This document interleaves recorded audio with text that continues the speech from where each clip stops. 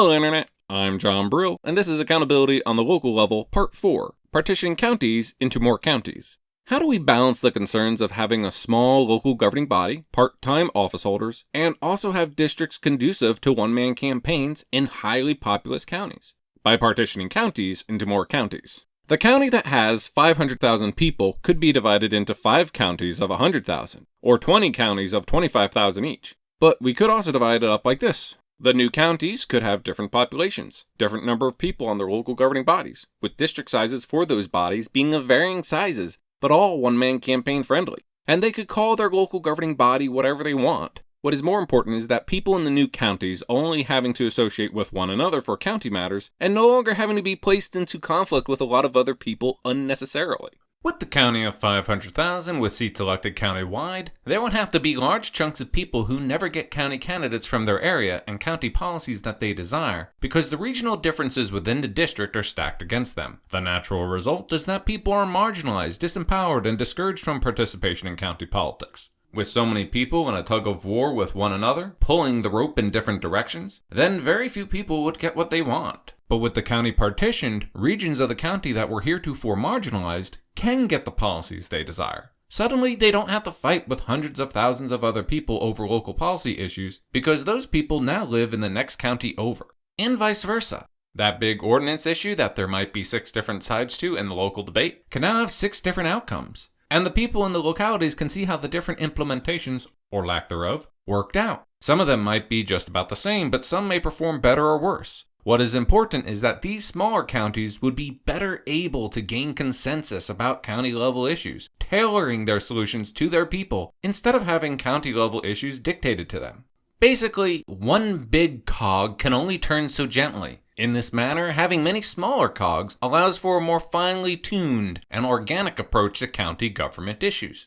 And if you don't like what happens in the county you are in, then you can vote with your feet and move a short distance away, whereas with really large counties, you really have to move a goodly distance in order to be away from that county government. The people having such a greater diversity of choices when it comes to county governments would be a good thing. Another important point to consider is the process of dividing a county into multiple counties. How does a human cell divide? It duplicates the DNA, moves a little apart, and then it fully separates.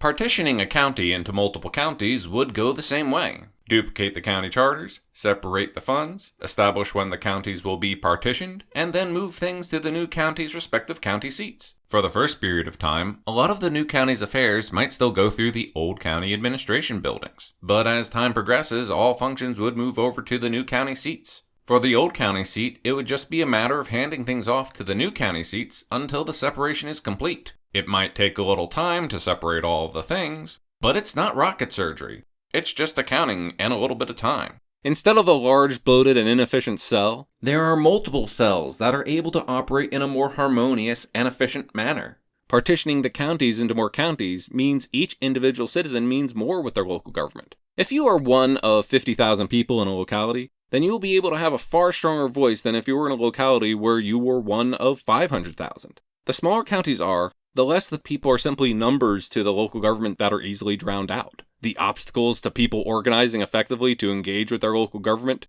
are orders of magnitude less in smaller counties. By the way, I mentioned in an earlier video that in some states, county and locality are the same thing, and in other states, they are not. In working on this video series, it came to my attention that some number of states have 4 levels of government. They have the local government, the county government, the state government, and the federal government. I live in a state where we mostly just have local, state, and federal levels of government. 3 levels of government is already a lot of government to ask citizens to keep track of.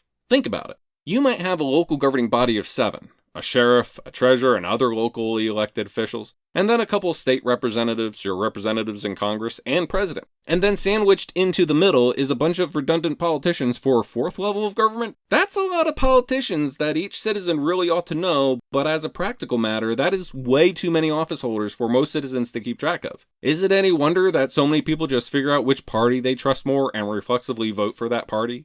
If you live in a state whereby your local government is not also your county government, then you probably might want to consider dividing up your counties into more counties so that you can consolidate 2 levels of government into 1 level that would be more accountable to you.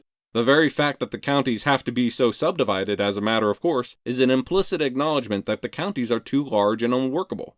Speaking from a state with over 100 counties, having a lot of counties in your state is not a big deal. There are surely a lot of issues that could be more quickly handled and with better consensus if the local government had the powers of a county government, which makes all the conflicts between local governments and county governments unnecessary time sinks. One bright side though, with your local government lines already drawn, you know how to partition your counties into more counties, so the process would be a lot simpler for you. Anyway, small is beautiful, and I think it is time for Americans to seriously consider making some number of our counties smaller as part of the solution to achieve better government for the people. The problems of size in our representative form of government have been growing for a long time, and they will only continue to grow as the population grows. And it doesn't have to be that way. Partitioning counties into more counties would help quite a bit. In addition to partitioning counties into more counties, there are a couple of other things that would help maximize accountability on the local level, and I'll be covering those in the next video. Join me next time for part 5 of accountability on the local level as we discuss those other things. Thank you for watching, and if you like this, then click here to see more for Liberty.